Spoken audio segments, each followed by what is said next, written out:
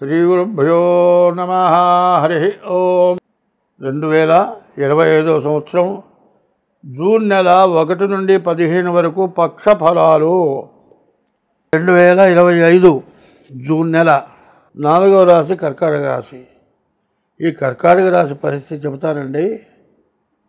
నిన్నటిదాకా అష్టమంలో శని, ఉండాలో బతకాలో చావాలో అట్లాంటి అర్థం కాని పరిస్థితుల్లో గింగిరాలు తిరిగిపోయి నాదే కర్కాటక రాశి, ఉంటానో తెలియదు ఓడతానో తెలియదు. ఎన్ని ఆపరేషన్లు? 3 ఆపరేషన్లు. ఈ 3 ఆపరేషన్ల నుంచి బతికి బయటపడతామా లేదా అన్న పరిస్థితిలో బాగా ఇబ్బంది పడ్డాం. 2 ఫ్యాన్లు జరిగింది. కానీ బయటపడ్డాం అనగానే మళ్ళీ రాహుకేతుల మధ్యలో పడ్డాం. రాహుకేతుల మధ్య అంటే కటింగ్ ఫ్లేర్ ఉందండి. మామూలుగా సుత్త పెట్టి కొడితే రాదు, చేతితో పీకితే రాదు, దానికి ఒక గణుపు ఉంటుంది. కటింగ్ ఫ్లేర్ పెట్టి కదిలించి లాగితే దెబ్బకు వస్తుంది. ఆ గతి పట్టేట్టుగా ఉంది ఇప్పుడు కటింగ్ ఫ్లేర్ చేతిలో. మరి సింహం కర్కాటక రాశి పడిపోయింది.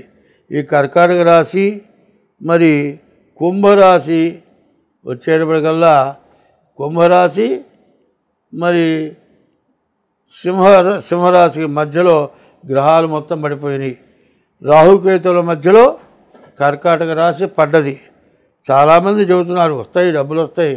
ఏకాదశిలో గురువు ఉన్నాడు, తిరుగు లేదు. 9ంట స్వక్షేత్రంలో మరి అమ్మవారు కుజుడున్నాడు. తర్వాత మిథునంలో స్వక్షేత్రంలో బుధుడున్నాడు. ఇంతమంది ఉండి ఏమిటా పరిస్థితి అంటే మరి కత్తెర మధ్యలో ఆ మేకు మొదలు పట్టుకుందండి. అది వస్తుందా రాదా? ఎవరు చెబుతారు చెప్పండి? రాదని చెప్పేవాడు మాత్రం ఎవడు ఉండడు. వస్తుంది. దాన్ని తప్పించుకునే శక్తి మాత్రం కర్కాటక రాశికి ఉన్నది. ఎందుకంటే కర్కటస్య నిశాకరః, కర్కాటక రాశికి అధిపతి చంద్రుడు. అటువంటి చంద్రుడు ఉండటం చేత అమితమైన తెలివితేటలు ఉన్నాయి. ఎందుకంటే కర్కాటక రాశిలో ఉన్న చంద్రుడు రాహుకేతువుల మధ్యలో పడ్డా కూడా మరి తిరిగి, ఎందుకంటే గ్రహణాలు వస్తున్నాయి. సూర్యగ్రహణం వస్తుంది, చంద్రగ్రహణం వస్తుంది. ఆ కొంత టైము మరి చిక్కినప్పుడు ఏం చేస్తాం, కొన్నాళ్ల పాటు అట్లాగే ఉండే బయటపడ్డారంటే ఈ రాహుకేతువులను ఆట ఆడిస్తారు. కాబట్టి ఈ కర్కాటక రాశి ఒళ్ళు దగ్గర పెట్టుకొని మాత్రం ఉండాలి. ఒక అమ్మాయి రాబోతోంది. ఆ అమ్మాయి ఏం చేస్తుందో మరి తెలియదు.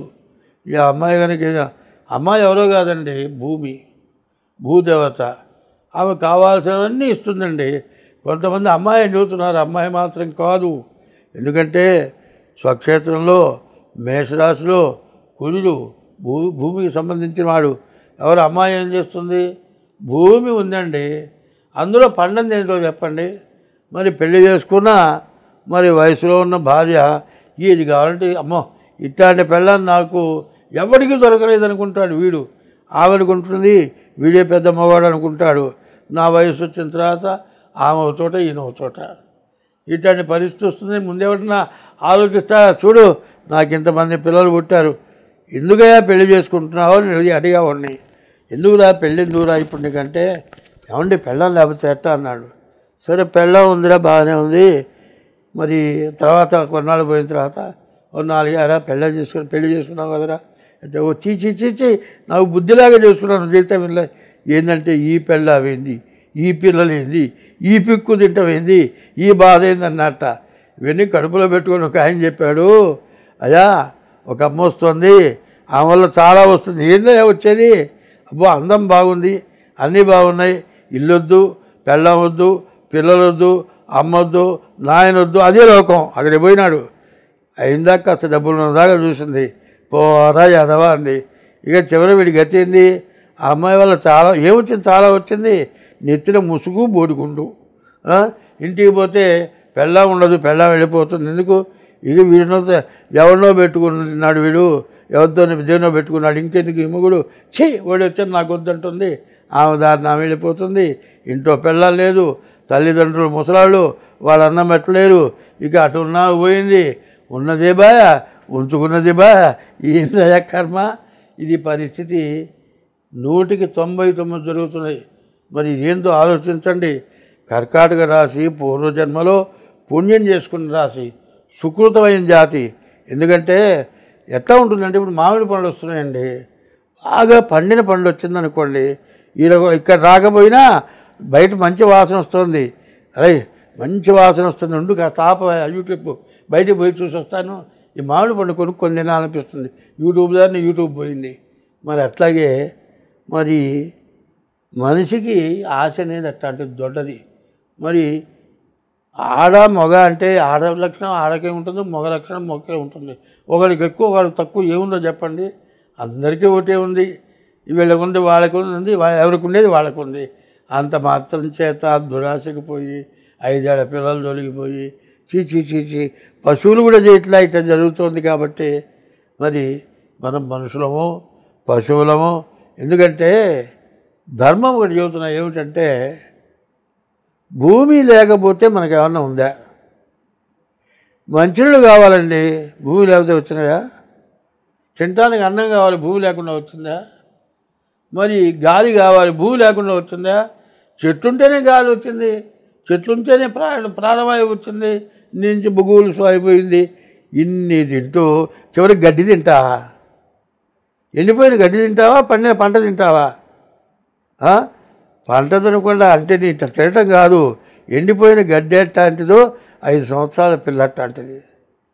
దాన్ని తొలిగిపోయినామంటే పశువు కంటే ఘోరంగా ఉంది. మరి అందరూ ఆలోచించండి. పక్క వాళ్ళని ఏం చేయాలో చేయండి, మీరు చేయదలుచుకుంది చేయండి, వదిలిపెట్టద్దు. వదిలిపెడితే మాత్రం ఇట్లాంటి వాళ్ళు పెరిగిపోతారు. ఇక్కడ సిక్కులు ఉన్నారు, ముస్లిమ్స్ ఉన్నారు, హిందువులు ఉన్నారు, క్రిస్టియన్స్ ఉన్నారు, అరబ్బీస్ ఉన్నారు, ఏమండి మహారాష్ట్ర వాళ్ళు ఉన్నారు, మరి కర్ణాటక వాళ్ళు ఉన్నారు, అన్ని రాష్ట్రాల వాళ్ళు ఉద్యోగం చేస్తున్నారు. కొన్ని అరబ్బీస్ దేశాల్లో ఒక హిందూ బతకాలంటే చాలా కష్టం. పాకిస్తాన్లో అమ్మవారు శారదా అమ్మవారి గుడి, అది శంకరస్వాముల వారు ప్రతిష్ఠించిన గుడి. అక్కడ హిందువులు ఉన్నారు. గర్భాలయంలో విగ్రహం పోయింది, దేవాలయం మొత్తం నాశనం చేశారు. మరి ఇండియాలో ముస్లిమ్స్వే మసీదులు ఎన్ని ఉన్నాయండి? బజారుకు ఒక మసీదు ఉంది. ఇది ధర్మమా? అది ధర్మమా? ధర్మంగా బతకాలి అంటే ఒకళ్ళకి వైరం ఉండద్దు, ఒకళ్ళతో ఒకళ్ళు వైరంగా ఉండకూడదు, ఒకళ్ళతో మంచిగా ఉండాలి. ఆ మంచి ఎంతవరకు ఉండాలి? తల్లితో ఎట్లా ఉండాలో తల్లితో ఉన్నట్లు ఉండాలి.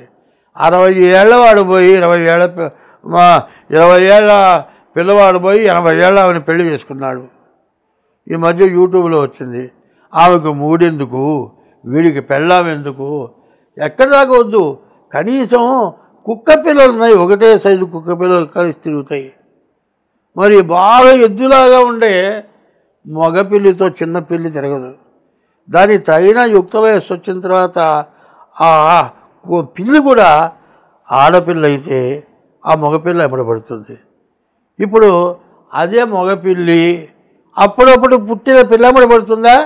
ఆ పిల్లి కన్నా, కుక్క కన్నా, పంది కన్నా మనం నీచాన్ని దిగుతున్నామో చూసుకోండి. అంతకుముందు ఎవరో మరి కోతులతో సంభోగం చేశారని కొన్ని వచ్చినాయి. ఆ కోతుల కంటే కుక్కల కంటే మన జనం పాడైపోతున్నారు. అట్లా పాడు కావద్దు. మరి ఎయిడ్స్ రోగాలు ఊరికినే వచ్చినాయా? క్యాన్సర్ ఊరికినే వస్తుందా? ఇదంతా తినే తిండి, తిరిగే తిరుగుడు, దీనివల్ల నాశనం అయిపోయి దానివల్ల జనాలకి అంటుకొని భ్రష్టత్వం పడుతున్నాం. ఎవరికి వాళ్ళు నిఖాసుగా ఉందాం. నేను చెప్పబోయేది అది. ఎవరికి వాళ్ళు నేను తప్పు చేయను అనుకుంటే, తప్పు చేసేవాడు ఎవరైనా ఉంటాడా? తప్పు చేసేవాడు ఉండడు. ఇంత మొత్తుకుండేది ఏంటంటే మిమ్మల్ని అన్నీ వీడోడు ఈ ముసలోడు నన్ను విమర్శించేవాడా అని అనుకోవద్దు. అనుకున్నా నేను చేయగలిగింది ఏం లేదు. ఇప్పుడు ఏ వయసు వాళ్ళు ఆ వయసుగా ఉండండి. ఆడవాళ్ళు ఒక రకంగా ఉండి, మగవాళ్ళు ఒక రకంగా ఉండండి. ఎవడి పెళ్ళంతో వాడు ఉండండి, ఎవరి మొగుడుతో వాళ్ళు ఉండండి. వంకాయ కూర ఒకటి ఉంది, టెంకాయ కూర ఒకటి ఉంది, తర్వాత దొండకాయ కూర ఒకటి ఉంది, దొండకాయ వంకాయ అవుతుందా, వంకాయ టెంకాయ అవుతుందా, టెంకాయ కొబ్బరికాయ అవుతుందా, కాకరకాయ అవుతుందా? కాకరకాయ కూర కాకరకాయ కూరే, దొండకాయ కూర దొండకాయ కూరే, దోసకాయ కూర దోసకాయ కూరే. దోసకాయ కూర అన్నీ నువ్వే తింటానంటే తినొచ్చు, కానీ ఒక జాతి జంతువులు తింటాయి. కుక్కకి అన్నం పెడతారండి విస్తరేసి, బాగా పంచపక్ష పరమాన్నాలు వేసి అన్నం పెడతారు. ఆ కుక్క ఏం చేస్తుంది, గబగబ వస్తుంది, ఆ విస్తరి బట్టి లాగి కింద పోస్తుంది, ఆ విస్తరి ఇట్లా దులుపుతుంది, నేలమట్టం చేస్తుంది, కాళ్ళతో లాగుతుంది, అప్పుడు ఆ కుక్క అన్నం తింటుంది. అంటే నీవు కాక పరాయి స్త్రీ ఇంత చేస్తావా? కుక్కకి నీకేమైనా తేడా ఉందా? ఒక్క సెకండు. ఎందుకంటే ఆ స్త్రీ వ్యామోహం ఒక 5 నిమిషాలు 10 నిమిషాలు, ఆ 10 నిమిషాల్లో నువ్వు చేసిన తప్పుకి సీసీ కెమెరాల్లో దొరికి జీవిత ఖైదు పొంది అవస్థపడుతున్నారు. ప్రభుత్వం తేలిగ్గా లేదు, ఇళ్ళు తేలిగ్గా లేవు, ఇళ్లల్లో కూడా సీసీ కెమెరాలు ఉంటున్నాయి. కానీ ఎవరు చూడలేదనుకొని పిల్లి కళ్ళు మూసుకొని పాలు తాగినట్టు మనం కూడా అట్లా చేస్తున్నాం. ఇది అన్ని రాసులకు కూడా వేయండి, అన్ని రాసుల వాళ్ళకు కూడా ఈ చెప్పింది వేయటం మంచిది. ఎందుకంటే ఎవరు ఉండాల్సిన వాళ్ళు ఆ విధంగా వాళ్ళు ఉన్నాం. ఎందుకంటే ఒక్క మగవాడు సంపాదిస్తే ఇల్లు తిరగదు, ఆడమనిషి కూడా సంపాదిస్తేనే ఇల్లు తిరుగుతుంది. ఈ ఆడమనిషి మగ మనిషి ఒక్కచోట ఉద్యోగం చేయడానికి కుదురుతుందా? కుదరదు. మరి అక్కడ మగవాళ్ళు కొంతమంది ఉంటారు, ఇక్కడ మగవాళ్ళు కొంతమంది ఉంటారు. ఈయన్ని చూసి ఆమె ముడబడి, ఆమెను చూసి ఈయన ముడబడి, కన్న పిల్లలు వదిలిపెట్టి, తల్లిదండ్రులను వదిలిపెట్టి, ఇల్లు వాకిలు వదిలిపెట్టి, ప్రేమపుత్రులం మనం ఎవరేమన్నా ఇక వినం అని ఎగిరి ప్రేమ పక్షులుంటాయి వీళ్ళు.